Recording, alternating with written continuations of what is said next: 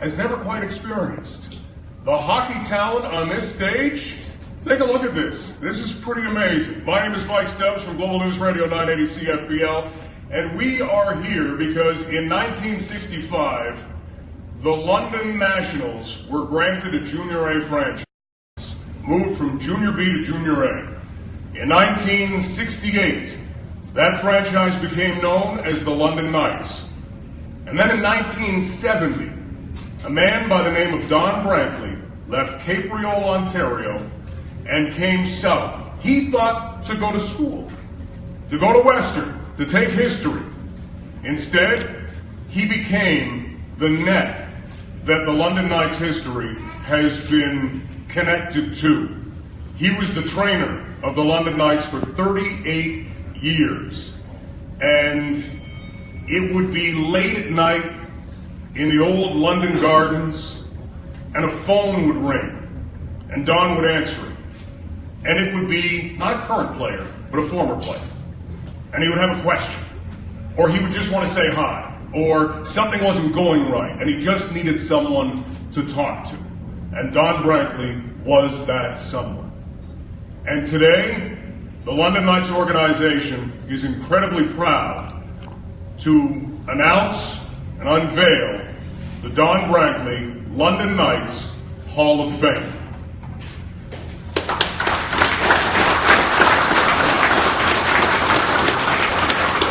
We have with us today 5 of the 6 members of the inaugural class.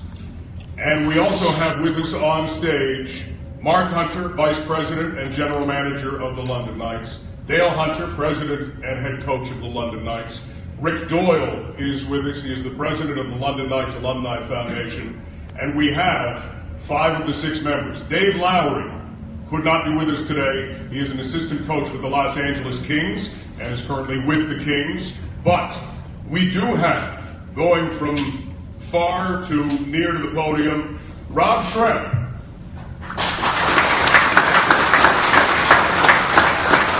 Chris Taylor, Tim Taylor, Dennis Baruch, and Walter Kepler. If we could now ask Mark Hunter and Rick Doyle to please stand up and officially unveil the Don Brankley London Knights Hall of Fame.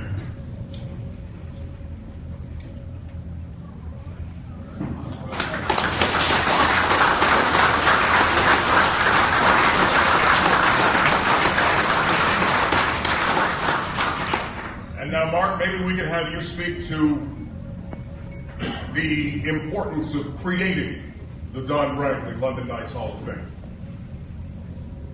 Well, first of all, I want to congratulate all the Robbie and the Taylor boys, Dennis, Walt, and Dave Lowry. I think special day for them, for beyond and retired. I think you have to do a lot of great things. And these 6 not young men anymore, Walt. But then it's, where are the history of the London Knights? And I think we go way back. I think the Nationals, Walt was a part of, and of course you got Dennis, then you got Jeff, and then Chris, and then Robbie. That we can go on and on about what they brought to the London Knights organization. There was a lot of special things, and we want to reward them and talk about them because it's something that Dale and I really cherish is alumni of London Knights. And in past years, what Rick Doyle and myself worked together to put this together on how to make sure we form an alumni here that is the best in the CHL. And I really believe we have players here from the 60s, the 70s, to the 80s, to the 90s, to 2000, and we're making new alumni here in the 2010s. So I just really want to appreciate it. It is what drives our hockey team, guys. We understand that from Dale and myself. It drives our hockey team. These alumni are special to us, and we want to look after them as many ways as possible to make them feel important of the London Knights organization. And all I can tell you is Dale and I and Rick Doyle, we feel special to be a part of this, and you guys are special to be elected today. Thank you very much.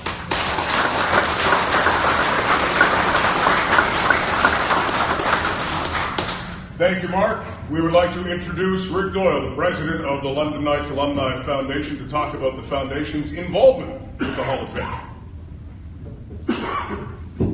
Well, welcome everybody, and on behalf of the London Knights Alumni Foundation, I certainly appreciate all of the alumni that came out here today to show support for this. I think it's vitally important that Mark talked about this being the gold standard for alumni in the Canadian Hockey League, and certainly that's what we're attempting to do here.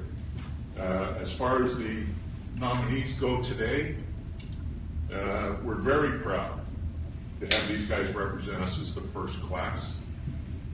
There's a lot of hockey talent sitting at this table, certainly a lot of hockey memories, and we're all very proud of your accomplishments.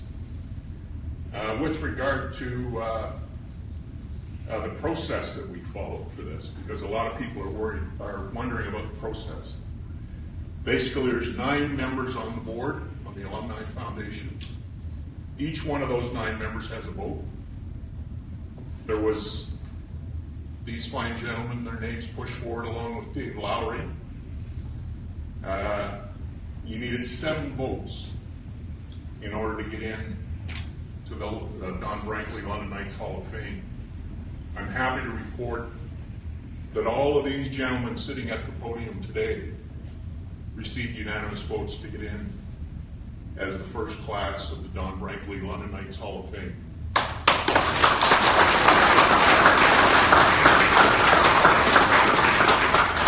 And when I have a look at the next 5 years, I don't see anybody not getting a unanimous vote with the number of players that have been developed by this organization over the 54-year history.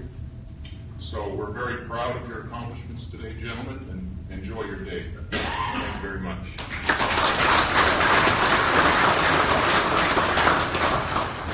Thank you, Rick.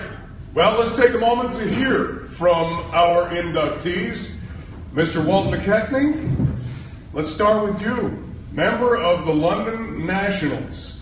You go back to the Nationals days and you go back to what that was like to have a Junior A franchise, to see the fan base that follows this team so religiously start. What do you remember from a day as a London National? Well, I'm going to get very emotional here.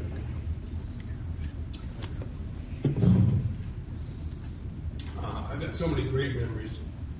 Like you have no idea. And looking at the Strand Billiards pool hall across the way there in King Street. I spent too much time there for you. But we just had such a great bond. All the players when I was driving here yesterday from Halliburton down here, I was thinking of all the players I played with back in the old barn. Pete James and I were just talking about it. You know, we used to pack that place. You couldn't cut a knife there with the smoke in the building. But man, the hockey was so good. And I get so many memories. The Junior A teams, we were so close to them, won a couple in a year. Gary Unger beat the hell out of Sanderson. He woke him up, and the next 2 games he got 2 hat tricks. I remember that bad memory. Turk Brogan, my coach, you know, he wasn't the greatest technical coach, but man, he could motivate me. He used to tell me, "You big lazy son of a bitch." and I would, he drove me. He used to put his hand in my face and he'd say, "If you only listen to me," he says, "I'll get you to the big dance." And, you know, I'm very proud that of London. It's always will be my hometown. I don't live very long because I ended up having another life up in Halliburton. But it's always my home, always will be. I just could go on and on here with the great memories. I remember Frank, Don, not a lot, but I know how well liked he was, how much the players respected him, and what a great trainer he was. I remember my trainer, Norm Aldridge. I mean, he was so dedicated, just like all these guys are, they're trainers. But I just would like to say that to the Hunters, what a first-class show that they put on every time they did our 50-year celebration 2 years ago, and that was so first-class. I see that this day and night's going to be so much fun. I'm looking forward to it. I'd really like to thank Dale and Mark and all the London Knights organization for putting on this and treating us the way they did. Mark, I came home the other day and there's a phone message from Mark Hunter, and it was very touching. So they're very classy. I'm now a politician. You can tell by the way I keep talking. I can talk and talk, and I can tell stories. I have so many stories. I've been so lucky, I've been so fortunate. I could go on and on. I had lunch today with a bunch of my ex-London National buddies, Barry Boomer and Lenny Zay and Dave Del Papa. There's one guy who's not going to be here tonight that I want to mention. His name's Dave Gorman. And Davey's fighting a real battle with cancer. And I know he would be here. So I'm going to shut up now, but I love to talk. And I love to tell stories. Thanks so much for having me, everybody.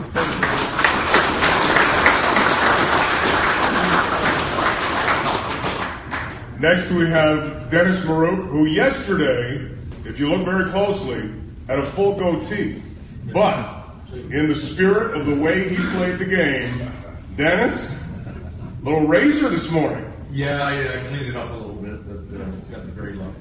Looks good. Well, you're bringing us back in time. You won Rookie of the Year as a London Knight. You won the Red Tilson Trophy in your final year. In between, what was being a London Knight like?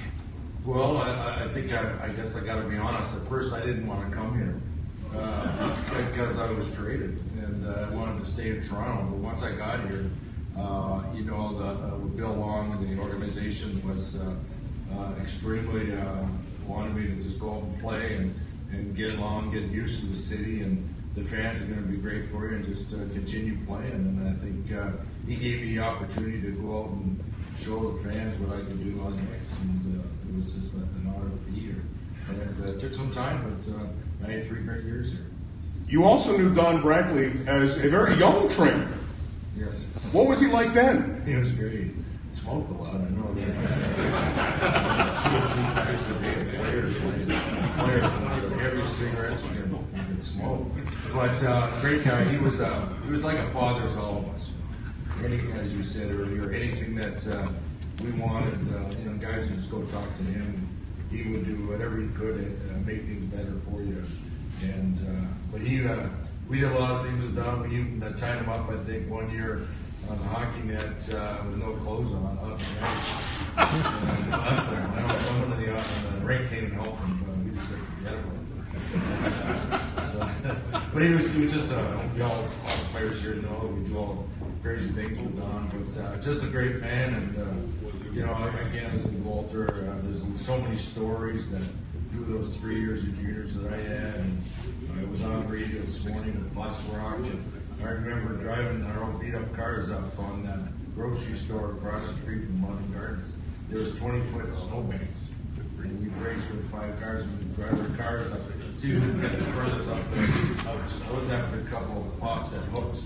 Nobody got hurt. Cars nobody got hurt. So there's a lot of stories, but as Walter said, and I also want to congratulate the inductees as well as some, they're all deserving. But Mark and Dale, thank you very much. I know they're always been involved with it. And I really truly have to thank the fans. And it's just been super looking today, but it's like every player, junior player, really wants to come and play here. It's a great organization, and it's still growing. So it's a pleasure for me to be here, and I thank you. Dennis, thanks. Tim Tam, 2-time Stanley Cup champion, now the assistant GM with the St. Louis Blues. You had a playoff, and there will be people in this room who remember it. You had 46 points in 3 rounds. You remember that? Yeah, I do. I was. And you know what? I had knee surgery a week before, and Wayne Matcher, our coach, we were at the hospital making sure that I was ready to play. And I know I was drafted by Washington at the time, and they told me I was there to take over Dale Hunter's job. And I looked 15 years later, Dale was still playing. I was playing against him, so eventually I had to train somewhere and finally played. You know, it was just we had a good team. We had a really good team, and Max, I give a lot of credit to because he's one of the better bench coaches that I've ever had. To be quite honest, he knew who was playing that night, and he switched the lines up. And I guess you always say that when you're one of the guys playing most minutes, but. He was really good at what he did. He brought. We had a pretty mediocre team, and he got us to the finals. And to this day, I still, Chris and I feel we should have beaten Niagara Falls Thunder that year. But you know, at the end of the day, it was a pleasure and honor to play for the London Knights. It's even more so now with what Mark and Dale have done here. The brand that they've created with the London Knights. 10,000 people coming to the building. I've never seen it now. I come to watch players, which we'll watch one tonight from Wolf, but. People come here now, and it's all about the London Knights. Friday nights are London Knights hockey, and it's amazing what you guys have done. And obviously, the Memorial Cup that Robbie has been a part of is special for all of us because we're always cheering for the London Knights. And again, it's a great honor to be on this wall, to be inducted, and for me, especially with my brother, it built us as young men. We come here. I was 17 when I first came here. Chris came at 16, so it built us as the people we are today. And my dad and my grandfather especially came to every one of the games, and he was here when 2005 team won the Memorial Cup. I was actually in the dressing room coming down talking to Branks, and my grandfather walked right by me. So here on his own, he went to all the games. So I guess at the end of the day, for the Taylor family reunion, it was held here on Friday nights to watch the London Knights play. Well, it's nice to have another Taylor family reunion. Sit there. Chris Taylor, head coach of the Rochester Americans, and a guy who, until 2005, held the career mark for most points as a London Knight. 378! That's a lot of points. I was lucky. Good players surround you. I had a lot of great players. I'd like to go back to, though, what Tim was talking about, Max being a good bench coach. I was at the end of the bench that playoffs. So I don't know what his good bench coach was. Somebody had to sit there. Someone had to sit there. Max was he was the one who gave me the chance. Let's be honest, he saw me in a tournament in the summer, and he drafted me on a whim. It was the third round. I had to go in the first 3 rounds. He gave me my chance. And then got to play here with my brother my first year. You couldn't ask for anything better as a 16-year-old coming from Stratford. So, and then I had Max the second year, and he really let me grow. A couple of centermen left. He gave me that opportunity, and I can't be more thankful for what Max has done for me, and obviously what he did for Tim, and him and Gary Agnew for me were 2 guys here in London, and obviously with Branks.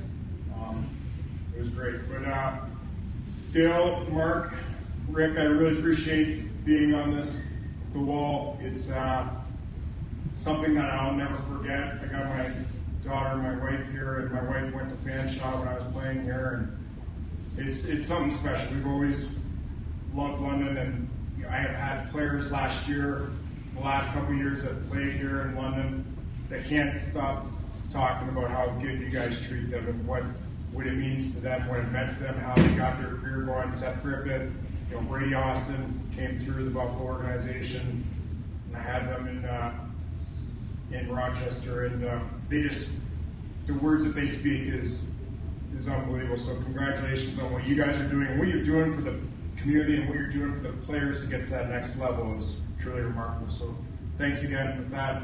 But my time here, I spent 4 years.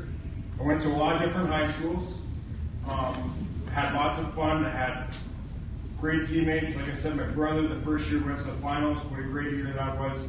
We had some, the next years I played with Louis mostly. Louis Dabrowski is my left winger. I could tell you lots of stories. I'm not going to get into those stories like these guys have the stories.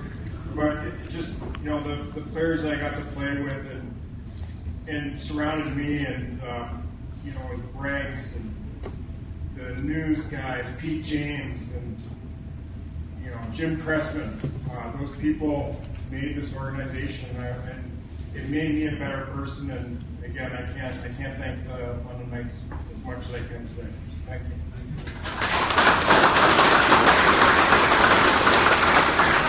Thanks, Chris. Rod Shrimp. There are still people who can remember the sound of the fireworks going off in 2005, capping off a Memorial Cup championship. You scored in that game. When you think back over your Knights career, you scored a lot of goals. How big is that one? Yeah, that was huge.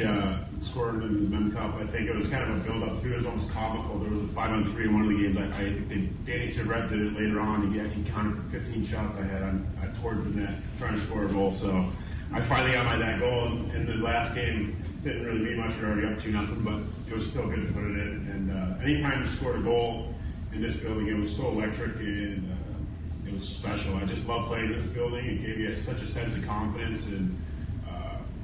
I don't know, we were just a brotherhood as well, and that started with with the players, and like everybody talks about how the organization builds it, they make it so we can do it that way. They make it so the players can feel comfortable and come here and only have to worry about, it's pretty easy just to worry about helping or making the fans excited. You just go play hockey, score goals, go bar down, celebrate, and it was just a cool camaraderie around here. And yeah, that's what I thought. The Mem Cup goal was very special, especially with Sidney Crosby on the other end. It was just so much fun to kind of have something against him.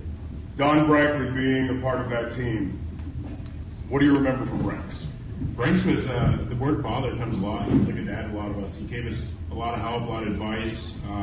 For me, being a little like players that were, he had these like special things, the players that were like the high-end players, he gave them like a little bit extra attention and he'd make them feel special, because they were. A guy like Corey Perry, that's a special player. You want Corey to be going out to that ice feeling like he's a special player. Don did that.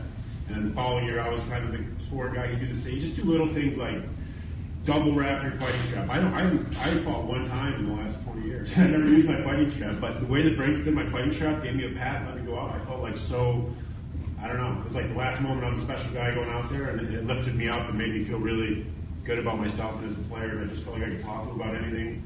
Not to be, I can't bring this one. It's weird.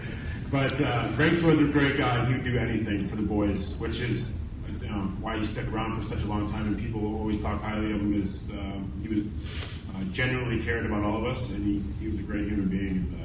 When I found out this was happening, that was what was kind of most honorable to me, was being able to do it with Branks, having what's happened lately. But just the sacrifice that he made to be able to have something that I get recognized with his name on it is truly special to me personally.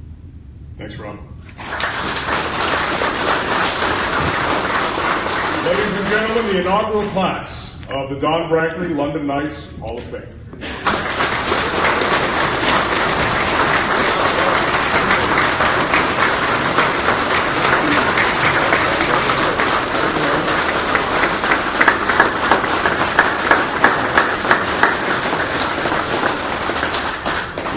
Member of the media, we can arrange one-on-one interviews. Please do those through Ryan Starr. Thank you again.